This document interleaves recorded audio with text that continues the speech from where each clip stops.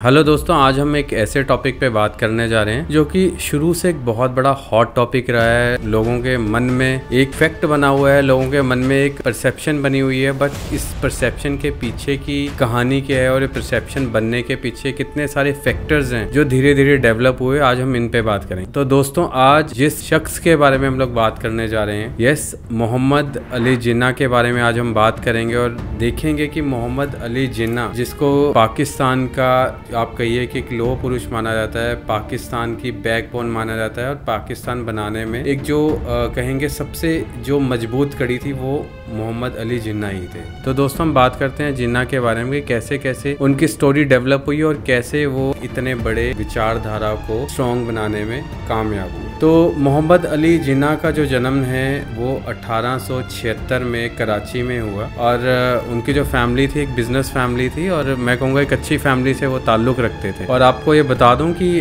जो उनके दादाजी थे वो एक हिंदू फैमिली से ताल्लुक़ रखते थे, बट मोहम्मद अली जिन्ना के फादर ने बाद में इस्लाम अपनाया और एक मुस्लिम धर्म में परिवर्तित हुए। तो कंसीडरिंग जैसे उनके फादर मुस्लिम थे तो मोहम्मद अली जिन्ना भी मुस्लिम ही हुए और उनका नाम जैसे हम जानते हैं मोहम्मद नेम है, मोहम्मद अली जिन्ना। तो मोहम्मद अली जिन्ना 1896 में अपनी पढ़ाई के लिए यूके जाते हैं, लंदन जाते हैं और वहाँ पे जाके अपनी आगे की लॉ की पढ़ाई कंप्लीट करते हैं। वो एक बहुत होनहार और बहुत इंटेलिजेंट छात्र थे, मैं कहूँगा।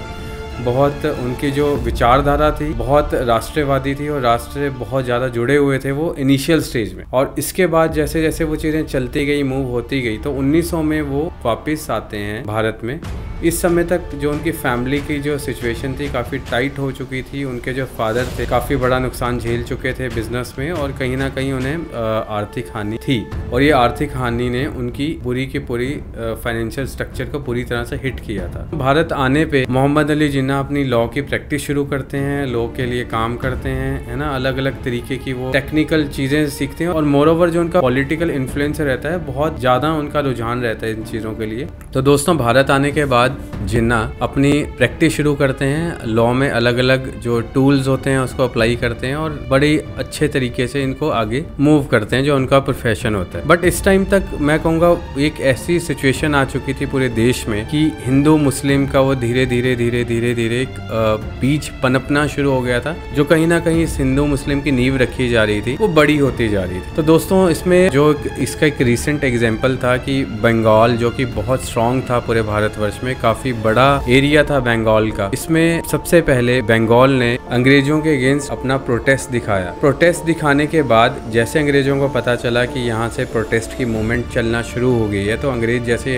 कि हमें पता है कि अंग्रेजों का जो मूवमेंट है शुरू से काफी स्ट्रॉन्ग रहा है, काफी स्ट्रेटेजिकली वो मूव करते हैं। तो उन्होंने बंगाल को दो पार्ट में डिवाइड कर दिया, क्योंकि हिंदू मुस्लिम वाला जो फैक्टर था शुरू से एक रहा है, बिकॉज ये बहुत पहले से चलती आ रही चीजें। जब से मुस्लिम शासक थे यहाँ पे तो तब से वो हिंदू मुस्लिम का जो एक वॉर था, कहीं ना कहीं वो जो डिफरेंसेस थे वो चलते ही आ रहे थे और कहीं ना कहीं वो भर नहीं पाए थे, जिसका यूटिलाइज अंग्रेज यहाँ पे करना चाह रहे थे। तो दोस्तों, जैसे ये जो फ्रेमवर्क था, जो यहाँ पे मुस्लिम को एक गैप दिखा, उन्होंने उसी का एडवांटेज लेते हुए बंगाल को दो पार्ट में डिवाइड कर दिया। एक तो था मुस्लिम डोमिनेटेड स्टेट और एक था हिंदू डोमिनेटेड स्टेट। तो जैसे ये डिवीज़न हुई और आप देखिए कि बाय डिफ़ॉल्ट जो बंगाल की जो पावर थी वो आधी आधी बंट गई और मुस्लिम वहाँ से थोड़ा सा फ्रीली आराम से अपना जो ट्रेड था वो करना शुरू हो गया। जैसे जैसे दोस्तों ये चीज़ें चल रही थी, जैसे जैसे मूवमेंट हो रही थी, कुछ बुद्धिजीवी लोग, जिनमें मैं कहूँगा जिन्ना भी एक थे,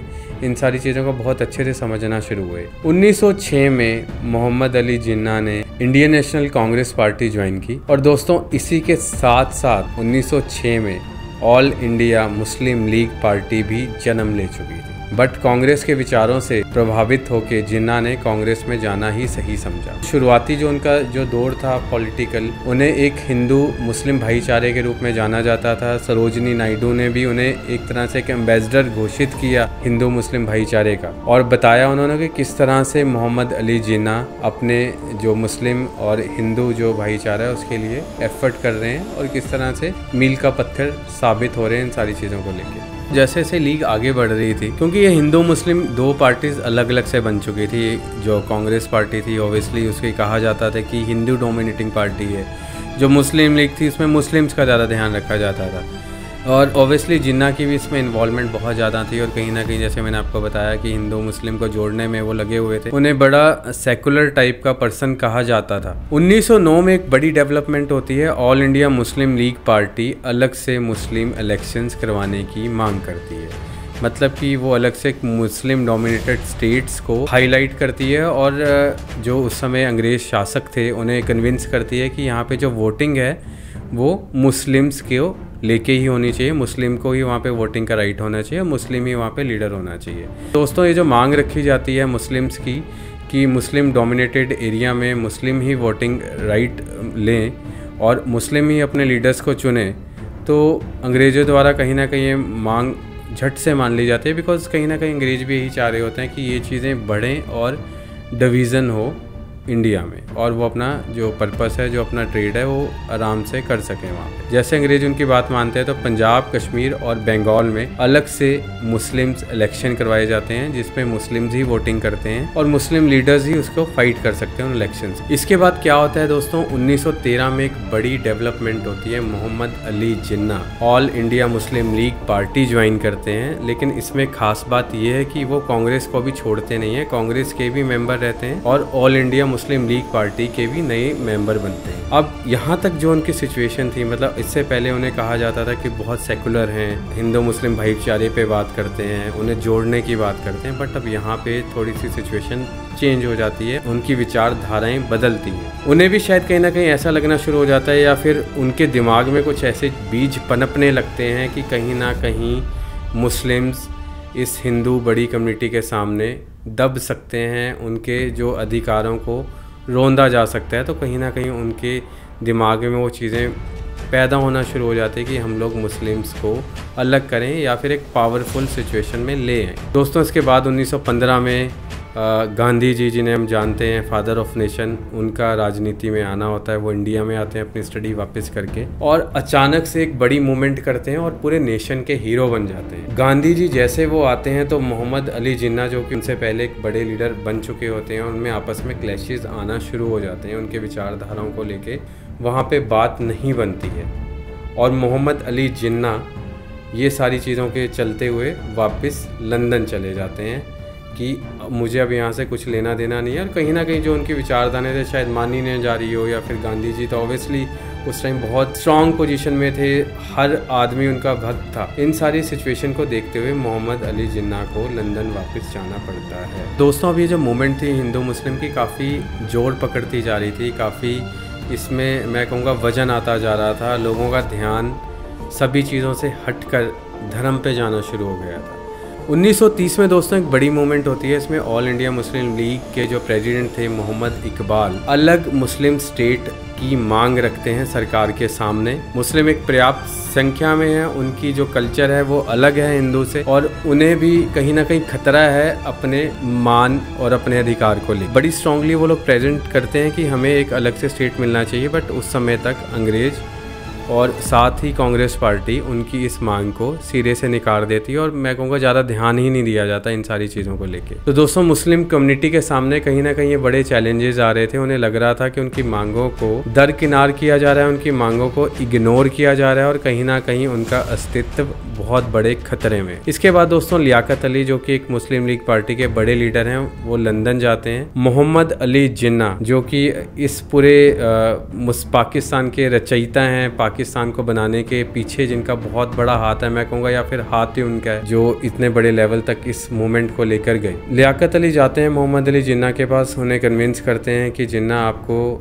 इंडिया आना चाहिए, इंडिया में भारत में मुसलमानों को आपकी ज़रूरत है और हम मिल के एक अलग से मुस्लिम स्टेट की मांग रख रहे हैं और आइए हमारा साथ दीजिए और इसको आगे बढ़ाने में हमारी मदद कीजिए।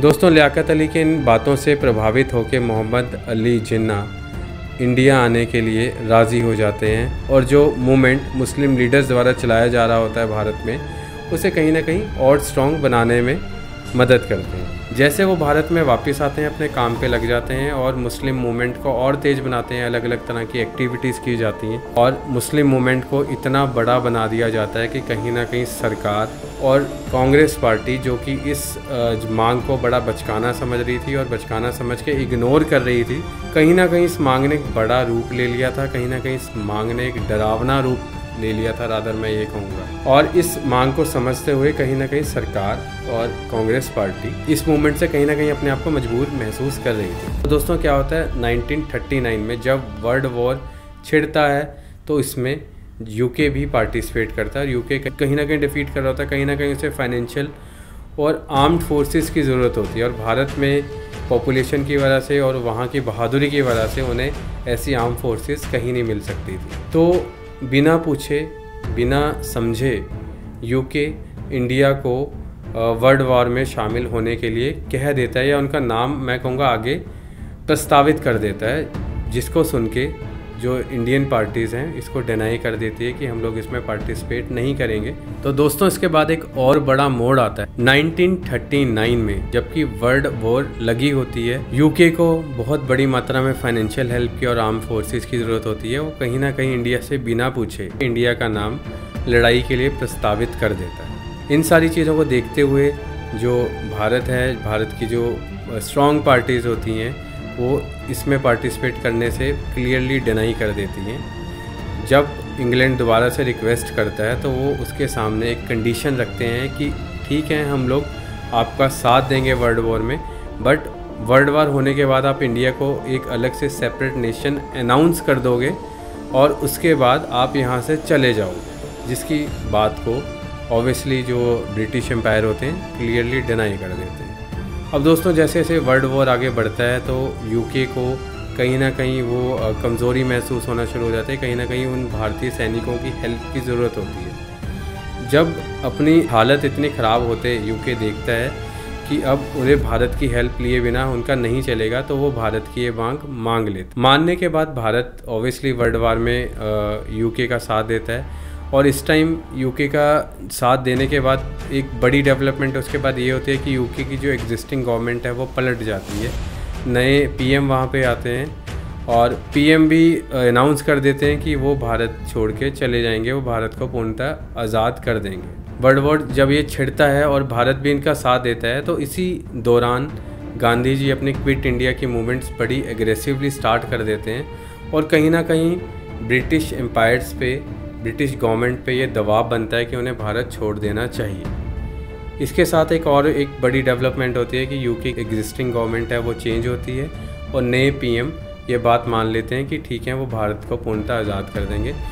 सेम दूसरी तरफ ये एक डेवलपमेंट चल रही होती है, जिन्ना भी अपनी मांगे मनवाने पे अड़ जाते हैं और अपने कैंपेन को और तेज़ कर देते हैं। किसी ना किसी तरह वो लोग मुस्लिम्स को एक अलग स्टेट दिलवा सके। इस टाइम तक दबाव चारों तरफ से इतना बन चुका था कि कोई भी किसी भी तरह का चांस नहीं लेना चाहता था। ठीक है, जिन्ना की बातें भी लोगों को कहीं ना कहीं ठीक लगना शुरू हो गई थी कि ठीक है हम लोग आपको अलग से आपका स्टेट दे देते हैं। सो दोस्तों इसके बाद साइरिल रेडक्लिफ जो कि एक ब्रिटिश ऑफिसर थे, उन्हें जिम्मा सौंपा जाता है कि मुस्लिम का जो एक अलग डोमिनेटिंग एरिया है उसको अलग कर दिया जाए भारत से। इसके बाद ही पाकिस्तान का निर्माण होता है और रेडक्लिफ वैसे ही ज्योग्राफिकली इस चीज़ को डिवाइड करते हैं और पाकिस्तान को एक अलग से स्टेट अनाउंस कर देते हैं ऑन मैप्स। इसके बाद दोस्तों आपको आगे की कहानी पता है कि 15 अगस्त 1947 को भारत को आज़ादी मिल जाती है। 14 अगस्त को पाकिस्तान अपना इंडिपेंडेंस डे सेलिब्रेट करता है। दोस्तों इस सारे कत्लेआम में, इस सारी मूवमेंट में ऐसा कहा जाता है, गूगल पे जो स्टडी आती है कि तकरीबन 1 मिलियन लोगों ने अपनी जान दी, जो कि काफ़ी दयनीय है। 1 मिलियन का जो आंकड़ा है वो छोटा आंकड़ा नहीं होता है। कितने लोगों ने अपनी जान दी इस मूवमेंट में, अब क्या सही है क्या गलत है इसके बारे में कह पाना बहुत मुश्किल है, बट यस जो कहानी है वो मैंने आपके सामने रख दी है। सही गलत का निर्णय आप खुद कीजिए और प्लीज़ कमेंट बॉक्स में अपने विचार साझा कीजिए। Thank you so much, thanks.